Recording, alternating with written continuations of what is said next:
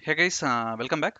So today we are going to see about Docker. Okay. So in the previous classes we have seen Maven, right? It is a build tool. Okay. So in case if you are creating a build out of Maven, it will be like jar or war file, and it can be deployed in Tomcat or in any of the web applications. Okay.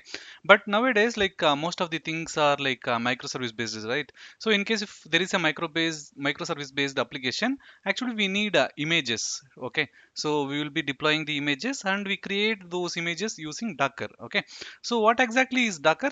So Docker is a containerization tool. Okay, so what exactly it will do, and what are the advantages compared to the previous things like VMwares? Okay, so we have the documentation here, so I will just share that in the description. You guys can use it. Okay, so in previously, like in organizations before Dockerization, we used to have something called VMs. Okay, so VMs. So what exactly is VM? So this is VM. Okay, so in VM, so actually we should have some hardware. Okay, we will have hardwares. We will have hardware, and then we will have a virtualization technology. Okay, like VM technologies. Like we have like VMware and Citrix. Okay, and then like we should have host operating system. We will have host operating system. So what exactly is host operating system? It is the operating system for that machine. Okay, for that server we will have a server, and for that server we will have a OS, right? So that one. Okay, once we have this one, then actually we will be creating VM. Okay, in case if we have multiple VMs created, so each VM will have a OS again. Okay, it will have a OS again. Okay, and then on top of this OS we will have the app. Okay, we will have the app. So we have two operating systems. Okay, one is host operating system, another is VM operating system, and then we will have the hardware, and then we will have the virtualization. Okay, now let's assume we have hardware, and then we have like 100 VMs. Okay, so for example we have 100 VMs now. Okay, uh, and then we have a customer who is like having 1 lakh users. Okay, so everything is cool and everything works fine. Okay, on a random day, let's assume like some big billion day or something comes, and instead of 1 lakh users, the customers have increased and their business has grown, because all the companies needs business to grow, right? So obviously the business grows, and let's assume like 2 lakh users comes. Okay, so this 100 VMs, it will not be able to give the service to these 2 lakh users, because like it will go into hanging state and then it will collapse. Okay, so what is required?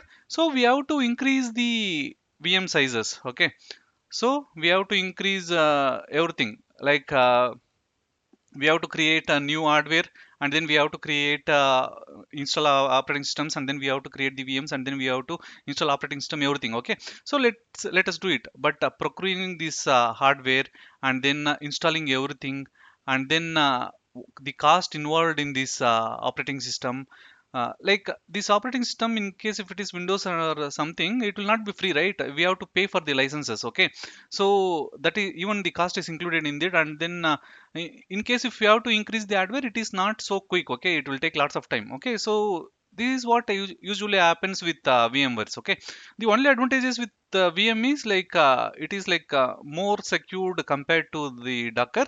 Apart from this, in case if you are using VMs, like increasing the capacity of your infra is very tough, and it will be very slow as well, because for example we have the operating system here. Okay, if this operating system restarts, it will not be coming in seconds. Okay, it will come in few minutes. Okay, so that is a downtime.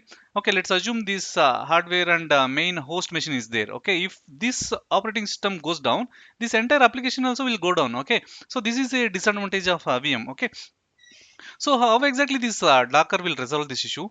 So similarly,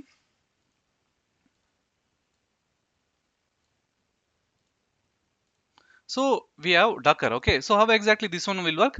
So we will have the hardware. Okay, and then we will have the operating system and kernel. Okay, on top of this one, actually we will be directly creating the Docker. okay, we will be installing docker kernel, and then we will be creating the docker images, and it will be up and running within a few seconds. Okay, so this is like very fast. Like in case if you want to create any of the things, it will be done within a fraction of seconds, and it will be very fast. Okay, so by default, like the companies, they will have their own images, and they have been maintained in the docker hub registry. Okay, so in case if image is there, and if you want to use that one, you can directly use those images. Or else in case if you want to create your own image, and then if you want to use it, then actually you can use it. Okay, so let's assume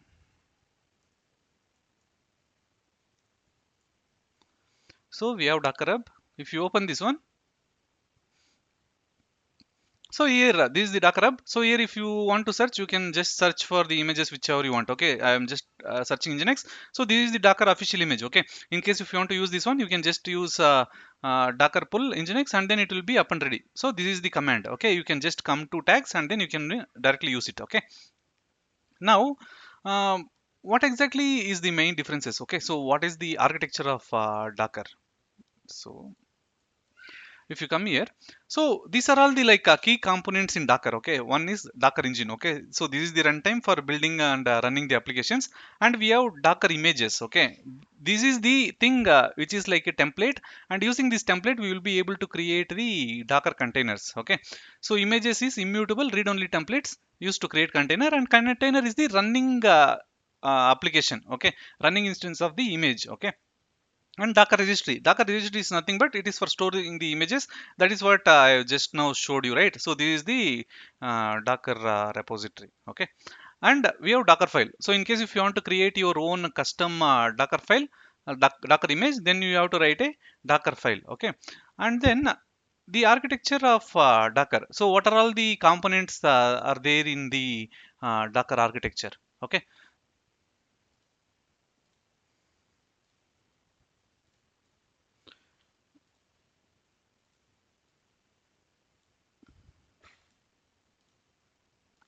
okay, so first thing is we will have terminal. Okay, terminal, or we can call it as CLI. Okay, Docker CLI. So what exactly the CLI will do? The CLI is the place where we execute all the Docker commands which are there. Okay, for example, if you want to get Docker images, or we have to create a container, Docker run create container, whatever it is, we will be executing this in this one. Okay, this is the Docker CLI. So from Docker CLI we will be creating, so we what it will be contacting, it will be contacting the daemon. Okay, so this daemon is the one which is the key thing in Docker. Okay, so you can check the daemon whether it is running or not. In case if daemon is not running, then you will not be able to execute any of the Docker commands. Okay, so how you can check that one? You can use systemctl status Docker, so you will be able to see the status of Docker. Okay, once this is there, we have something called registry.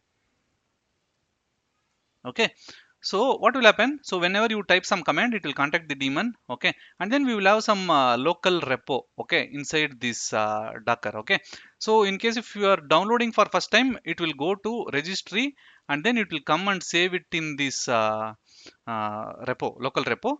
And from this local repo it will come and it will deploy it. Okay, in case if it is like already downloaded, okay, then it will not go here. Okay, first this daemon will check in the local repository. If that particular image is there, then it will obviously use this one. Okay, so that is what the architecture of docker looks like. Okay, now let's see like how we can install docker, and what are all the steps involved. Okay, okay, so I have the EC2 machine here. Let me check whether docker is there. Okay, so we don't have any docker here. Okay, so if you come to this documentation which I will be sharing with you, so we have the steps here. Okay, how to install docker on Ubuntu. Okay, so what is the first thing? First is that you have to get the official GPG keys. First you have to update the package, apt-get package, and then install the CSS curl, and then you have to just install the key rings, and then you have to get the ASC key. Okay, so this docker ASC key. Once this is done, we have to add this repository into apt sources. Okay, and then you can update that with the apt get,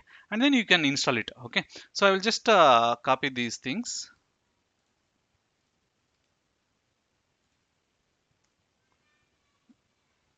Okay, let it download.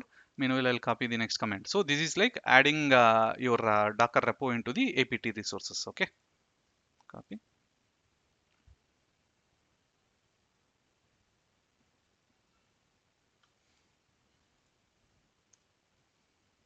Okay, let it install. So once this is done, so what we are going to do, we are going to install the latest version. So apt get install docker ce. Okay, docker ce, docker ce cli, and then container d, docker buildx, and then docker compose. So we are going to install different components. Okay, so this command may look like a single command, but we are installing different components. So we are installing docker ce, docker cli, container d, and then docker buildx plugin, and then docker compose. So we are installing everything. Okay, just copy this one.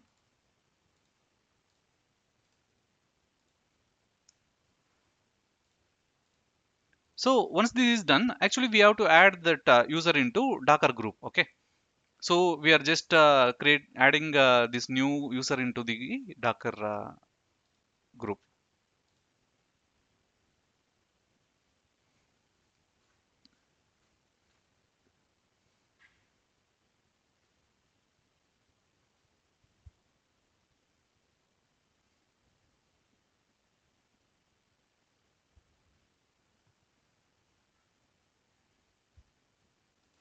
So I'm just pasting it. Okay.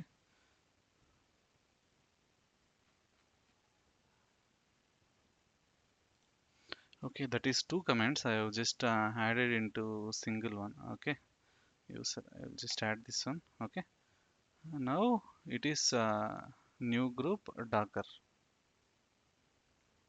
Okay, so this is done. Okay, so once this is done, so then docker will be installed. Okay, now if you see, now I will type docker.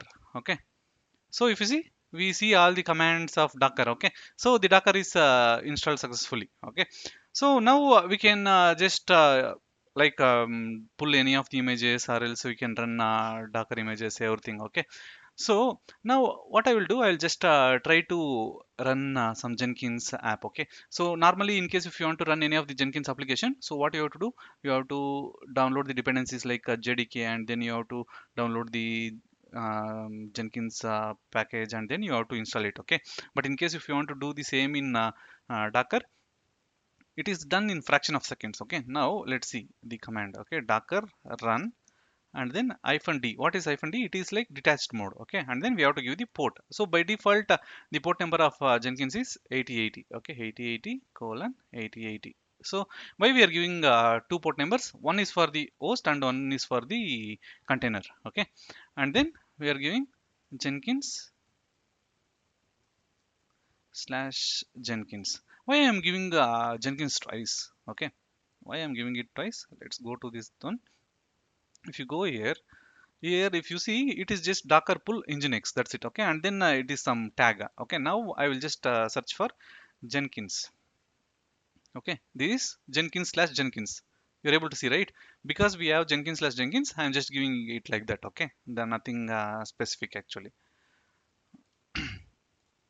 So Jenkins slash Jenkins, enter. Okay, so it is pulling the images. Okay, from where it is pulling? It is pulling it from the repo. Okay, the repo which is like external repo, it is pulling from there. Okay, so if you see, it is the image id. Okay, if you see, it is big, but in case if you do docker images, if you see, we are seeing short id, right? But actually the id is very big. Okay, so this is the actual id, but we will be seeing it in short form. Okay, so this is in case if you want to check the images, this is the image. Okay, the image is like os. Okay, it is a template. Okay, but we will have the uh, running version of this template as well, so that is called container. So how can we check the container? Docker ps. Okay, if you see, the container is running. Okay, so how can I access this Jenkins? In case if I have to access this one, then actually like we have to enable the port. So we have to just copy this one, and then in come to security. In security, we have to add it in the rules. Oh, where is this one? Just to go into this one. Security. I'll go into security group. Okay, in the inbound rules, just edit inbound rule. Okay, add rule, and then you can just select custom TCP, and what is the port number? It is 8080. Okay, and it let it access from everywhere. Okay, and then you will have save rules. Okay, now we have enabled 8080. Now how we can access this one? We have to get the public IP of that EC2 instance. Okay, if you come here, just if you see, this is the public IP. Okay, just copy this one. I'll just paste it and then colon 8080. Okay, so when you do this one and if you just enter, it will open the Jenkins. See, the Jenkins is ready. Okay, but we have something like when if you have installed the Jenkins previously, we will have something called initial admin password. So how we can get this one? So normally, in case if you have installed it manually, you can go to this location in the Linux machine and then you will be able to get. But we have the container, right? So in case if you have container, we have to exec into that one. So what is exec? Exec is nothing but going inside the container. So we have the container. So we know the container by using Docker PS. In case if you want to go inside this container, we have to do Docker exec hyphen it, and then we have to give the container id c0, right? And then you have to give bin bash. Why I am giving just two letters for this container id? You can give this full id, it is not a problem, but I am just giving the key just two letters because we have only one container, right? That's why. In case if you have multi, you can give, you give this entire thing as well. Even if you give this entire thing, it will work. Okay, and then you have to give bin bash in case if you want to execute any of the shell commands. Okay, so we have went into this one. Now what exactly we need? We need this initial admin password. How can we get this one? Just you can do cat. Okay, cat is the Linux command to view any of the files. Okay, so and then paste. This is the path. Enter. Okay, if you see, we got this one. Okay, this is the initial password. I will just copy this one and then paste it here. Continue.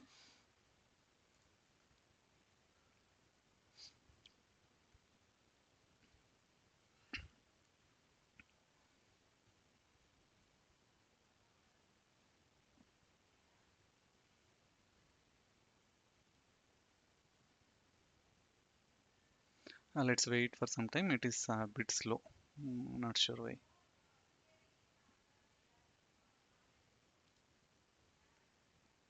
Okay, so Jenkins is up. So now you can just install. Okay, okay, I'll just install.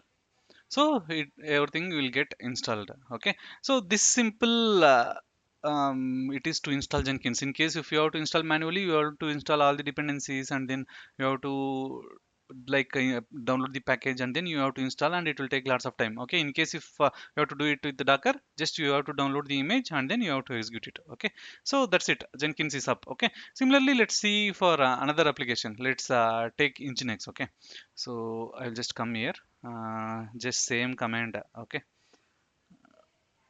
okay, so we are inside the container. Okay, in case if you want to come out of this container, you have to do exit. Okay, exit, and then I will just do run the same command. Now I will just give the port number as 80. Okay, 80, and then the image is Nginx. So what exactly is Nginx? Nginx is a web app, right? Okay, so it is downloading. So now if you see the images, Docker images. Okay, we have image for Nginx as well. Okay, now if you see Docker PS, so we have the Nginx container as well. Okay, so in case if you want to access this one, okay, so what is the command? So we have this 80. Now again we have to like publish this one. Okay, so you can just go into this one and then inside the security group we have to enable. Okay, in case if you're not enabling inside the security group, it will not be able to access anything. Okay, edit inbound rules and then again add custom TCP. I will just add a port 80 and then from everywhere and then I'll just save this one. Okay, now now here instead of 8080 I will just keep 80. Okay, and enter.